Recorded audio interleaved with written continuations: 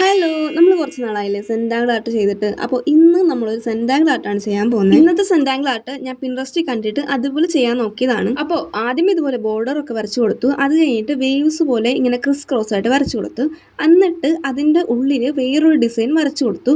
ശരിക്കും പറഞ്ഞാൽ ഇതായിരുന്നില്ല അതിൽ കണ്ടത്, ഇതേപോലെയൊക്കെ ആയിരുന്നു, പക്ഷെ എക്സാക്ട് ഇതല്ലായിരുന്നു. സത്യം പറഞ്ഞാൽ ആ ഡിസൈൻ ഞാൻ മറന്നുപോയി. പിന്നെ പിൻട്രസ്റ്റിൽ പോയി എടുത്ത് നോക്കി ചെയ്യാനൊന്നും എനിക്ക് കഴിയില്ല. പിന്നെ എനിക്ക് എന്താണോ വന്നത് അതങ്ങോട്ട് ചെയ്തു വെച്ച്. പിന്നെ സെൻറ്റാങ്കിൾ ആർട്ടിനെ പറ്റി പറയാനാണെങ്കിൽ ഇത് ഭയങ്കര ഹെൽപ്ഫുൾ ആണ്. ഇതിനെ സ്ട്രെസ് റിലീസ് ചെയ്യാൻ സഹായിക്കും, കോൺസെൻട്രേഷൻ കൂട്ടും, ഫോക്കസ് കൂട്ടും, അതുപോലെ തന്നെ നമ്മുടെ മൈൻഡൊക്കെ ഒന്ന് കാം ആയിട്ടിരിക്കാൻ സഹായിക്കും. ഇതിനെ മെഡിറ്റേറ്റീവ് ആർട്ടായിട്ടും ഡിസ്ക്രൈബ് ചെയ്യാറുണ്ട്. അതുകൊണ്ട് തന്നെ ഇത് ആർട്ട് തെറാപ്പി ചെയ്യാൻ വേണ്ടിയിട്ട് ഉപയോഗിക്കാറുണ്ട്. പിന്നെ ഇത് ചെയ്യാനും ഭയങ്കര ഈസിയാണ്. ഒരു പെന്നും ഒരു പേപ്പറും ഉണ്ടെങ്കിൽ ആർക്ക് വേണമെങ്കിലും ചെയ്യാം. ഇതിൽ സ്ട്രിക്റ്റ് ആയിട്ടുള്ള റൂൾസും കാര്യങ്ങളൊന്നും ഇല്ല.